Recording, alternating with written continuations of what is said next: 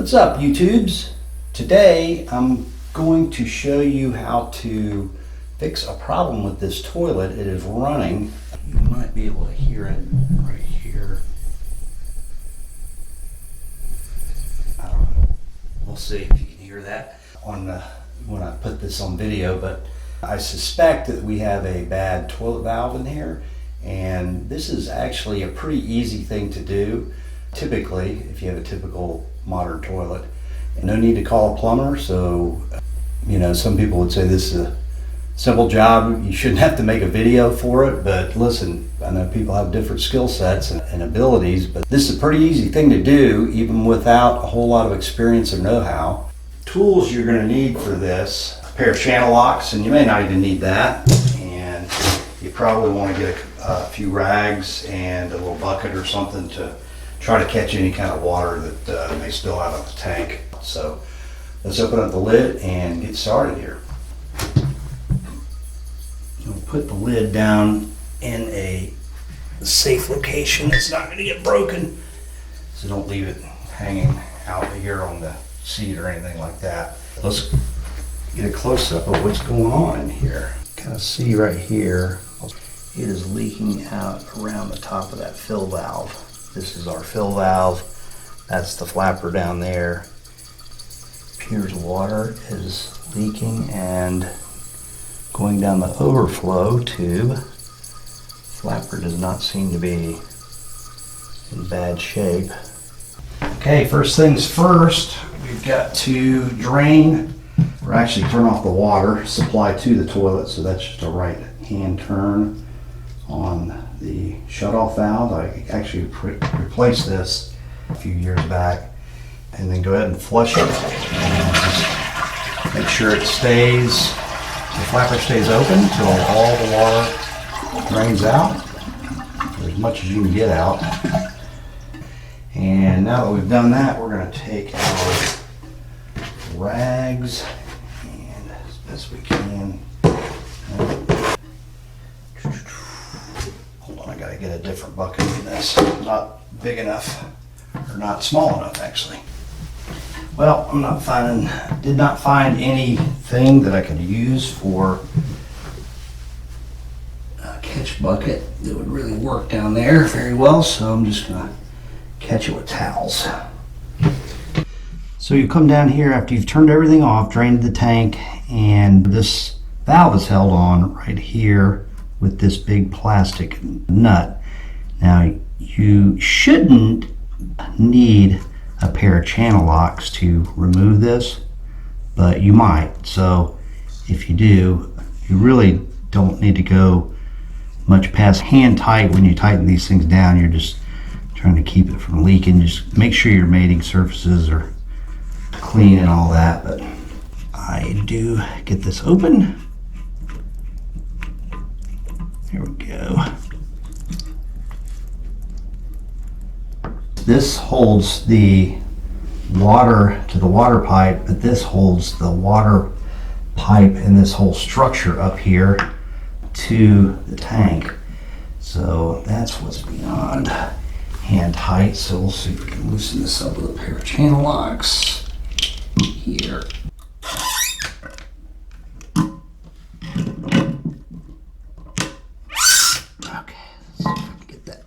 Yeah, there you go. Come on, get off.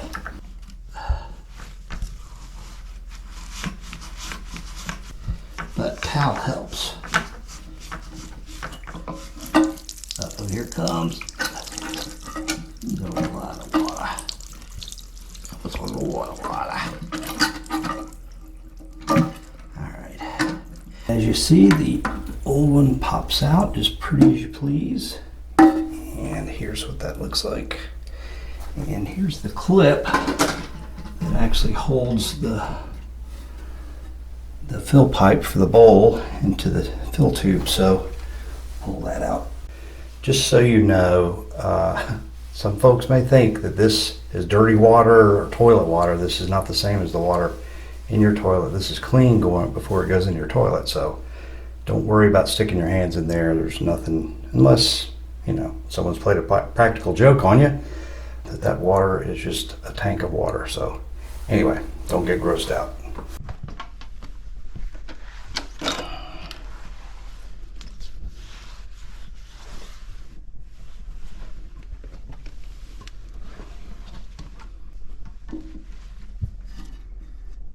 Chuck this in the garbage can.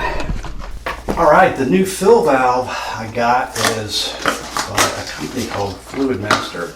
It said less than $10. This is the float adjustment screw, so you can just adjust the level of your float valve up and down with this. And you want to set this probably about ½ inch or so below the overflow tubes. When I looked in the package, actually, this thing came with a clip for the toilet overflow pipe, and this is the overflow tube pipe that fills up the bowl, and a new nut for the valve to attach to the body. So the one thing I did want to note here that was really nice, they have a nice installation guide, pretty step by step, so even if you're not watching this video, this would really help you out a lot. Kind of nice to see because you don't see many instruction manuals inside stuff anymore for some reason. So I think we men just throw them away typically, so let's go ahead and get this valve put in. One thing the valve comes with is a little flexible pipe that actually fills the bowl while the valve is filling the tank and fits into this pipe right here. This little flexible pipe came very long. I guess it's made for, when you have, different kind of situations in toilets. I didn't need that much, so I actually cut off a couple of pieces down there, you can see, to make this a little shorter, because otherwise it would loop up and hit something or rub against something, and I don't want that to wear a hole in the pipe. So you just take and put this barb connection on like that, and then this holds the pipe to the filler tube. I've adjusted the top of this. You want this about 3 inches, 2 to 3 inches above the top of the fill tube. I've adjusted that by just twisting the stem to adjust the height. And then make sure your fill tube's in the right spot. Clip, clip, clip. She is clipped. Doesn't look like I'm gonna be interfering with anything. So let's go down below and put the nut on and reattach the water supply pipe. And righty-tighty, lefty-loosey. And the instructions, which I did read, said to hand tighten only. Okay, and that should do it. And now I'm going to reattach the fitting.